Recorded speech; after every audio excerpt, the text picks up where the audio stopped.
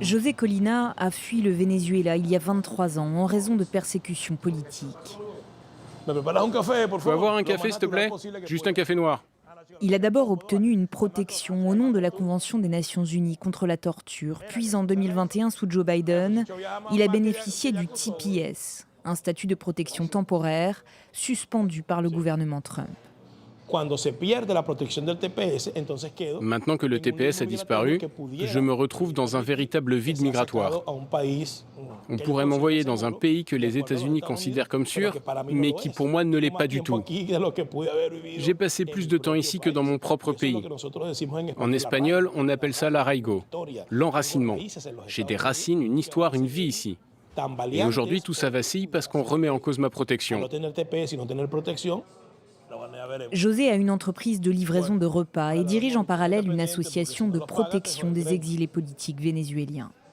S'il salue le renversement récent de Nicolás Maduro, il considère hypocrite l'action du gouvernement américain. Il y a une contradiction énorme dans tout ça. On nous dit que le Venezuela est désormais plus sûr, assez sûr pour supprimer le TPS, mais dans le même temps, on déconseille aux citoyens américains de voyager là-bas. On dit que la situation s'est améliorée, mais il a fallu intervenir contre Nicolás Maduro. Il y a un décalage total entre le discours officiel et la réalité.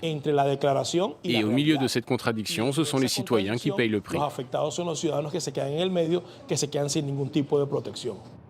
Doral, à l'ouest de Miami, est le berceau de la plus grande diaspora vénézuélienne aux États-Unis. D'habitude pleine de vie, la ville est désormais presque vide car chaque déplacement est une prise de risque. Ici, les autorités locales collaborent avec ICE, la police de l'immigration.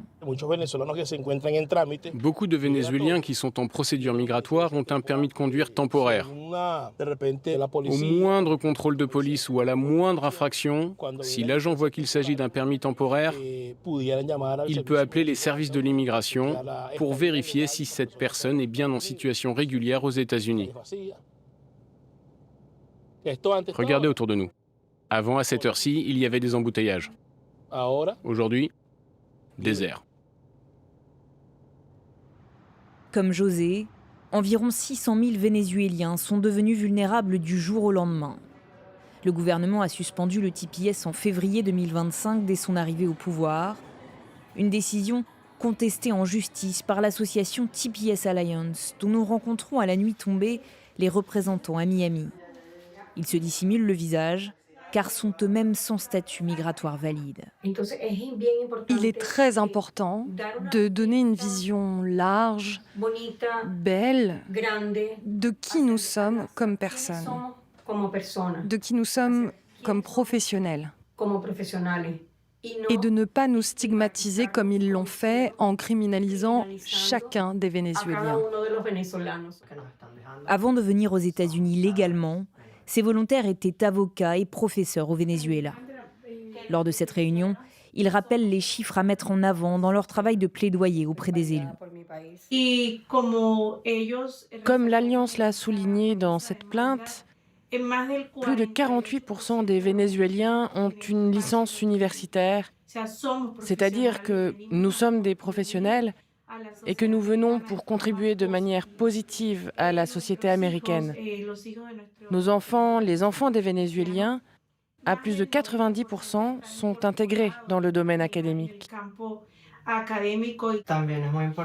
Il est aussi très important de souligner, sur le plan économique, à quel point la communauté vénézuélienne apporte aux États-Unis d'Amérique. On parle de secteurs critiques qui perdent rapidement des employés parce que tout simplement, les États-Unis ne savent pas comment les remplacer, ni comment remplacer les résidents permanents qualifiés, ni même les citoyens américains qualifiés pour ces emplois. Selon un sondage récent, 75% des Vénézuéliens désapprouvent la fin du TPS. Pourtant, en 2024, Donald Trump avait remporté 2/3 des voix à Doral. Je comprends l'angoisse que cela peut générer dans notre communauté. Mais notre communauté doit aussi comprendre que sous l'administration Biden, la situation était désastreuse. Nous ignorons combien de terroristes ou de personnes avec des maladies sont entrés dans ce pays. Et nous ne connaissons pas non plus leur niveau d'études. À cause d'une minorité, une majorité est affectée. Un discours qu'il n'est pas seul à tenir. Une partie des Vénézuéliens exilés soutient la politique de l'administration Trump, notamment la destitution de Nicolás Maduro. Je suis très content de ce qui s'est passé. Aucune autre administration, ni aucun autre président dans le monde n'a osé intervenir au Venezuela comme l'a fait le président Donald Trump. Le soutien pour le président Trump a été immense. Dans un État où près d'un travailleur sur 3 est immigré, supprimer le TPS est un pari risqué politiquement.